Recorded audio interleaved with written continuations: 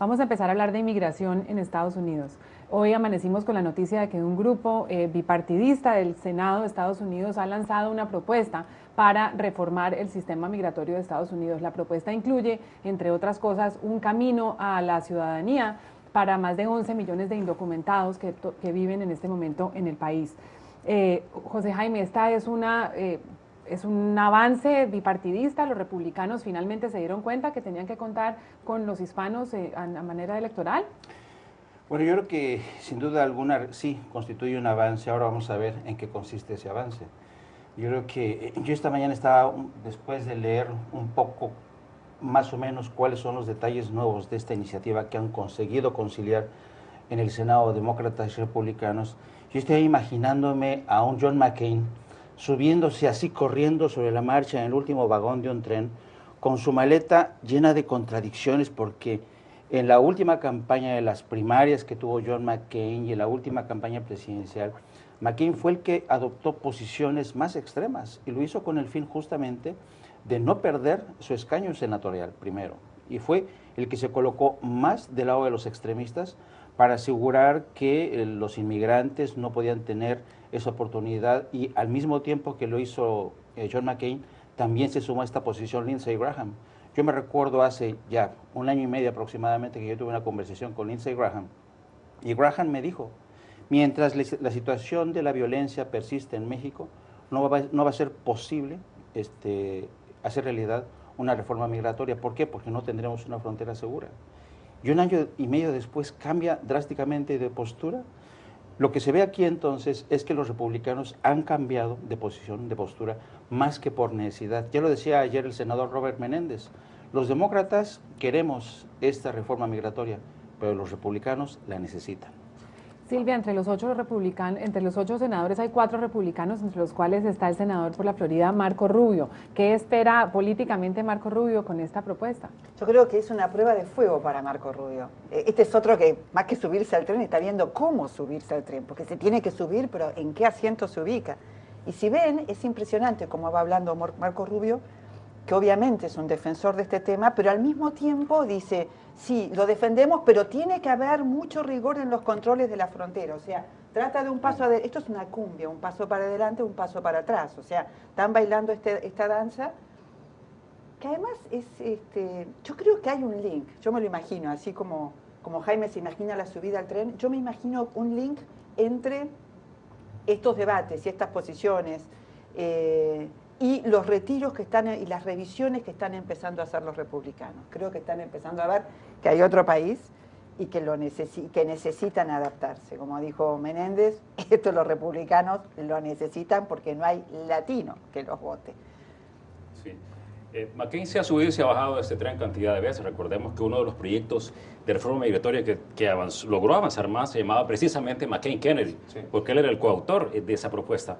Luego, cuando su campaña presidencial comenzó a tomar forma, él hasta bajó de su sitio web, recuerdo, cualquier referencia a la autoría de ese sitio, porque obviamente ponerlo a la par de Kennedy, uno de los íconos liberales más importantes de la historia de este país, era un pecado mortal para cualquier republicano corriendo en ese momento.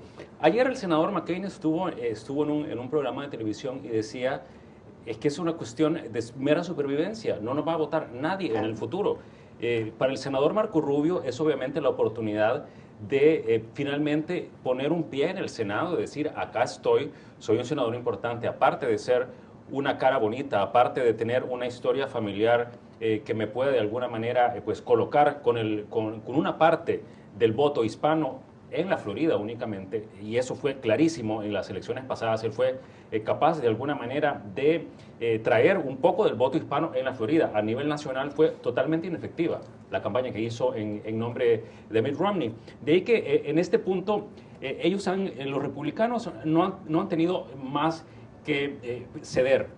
Al ellos aceptar que puede haber un camino para la llamada legalización ganada, ese concepto que se ha venido manejando por tanto tiempo en el bando demócrata, que es que todos aquellos que vinieron como indocumentados, pero han pagado sus impuestos, tienen un récord criminal limpio, no representan ningún problema para la seguridad nacional de este país, tienen que tener el derecho a esa segunda oportunidad de legalizar su situación a través de un paquete como este.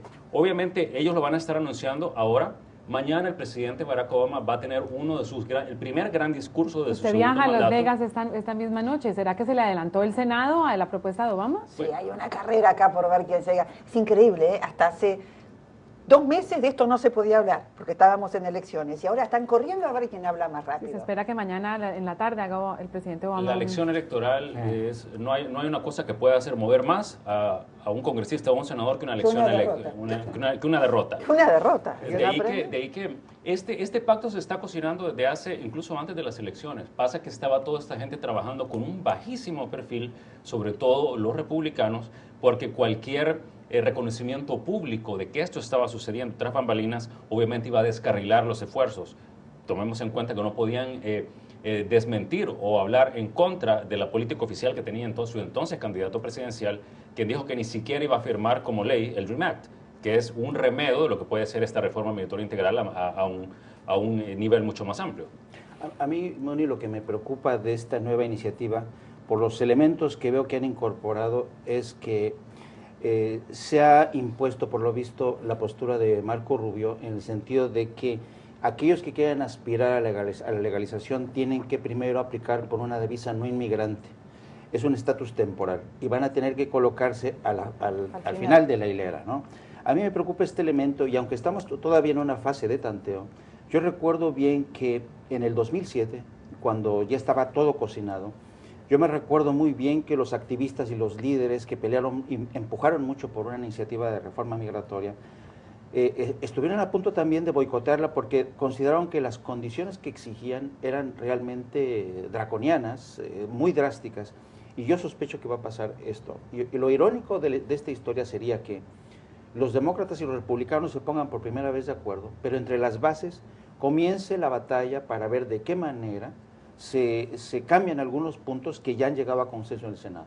Según el plan de Rubio, va a ser más difícil para los indocumentados el legalizarse que si hubieran optado por hacerlo de manera legal cuando llegaron a los Estados Unidos. Estamos hablando que si en este momento el camino legal son cerca de 10 años, si hay una petición de un familiar, en el caso de los indocumentados no hay ni siquiera, digamos, un timetable, un tiempo por el cual ellos podrían estar siquiera comenzando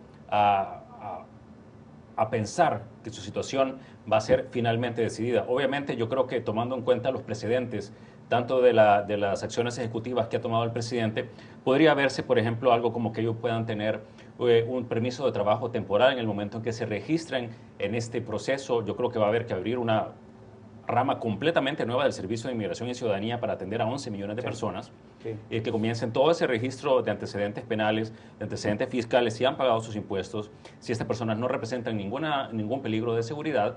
Y obviamente esta gente va a tener que hacer algo, va a tener que trabajar y para pagar además estas multas, porque es otro componente que tienes. Va a ser caro. Va a ser caro.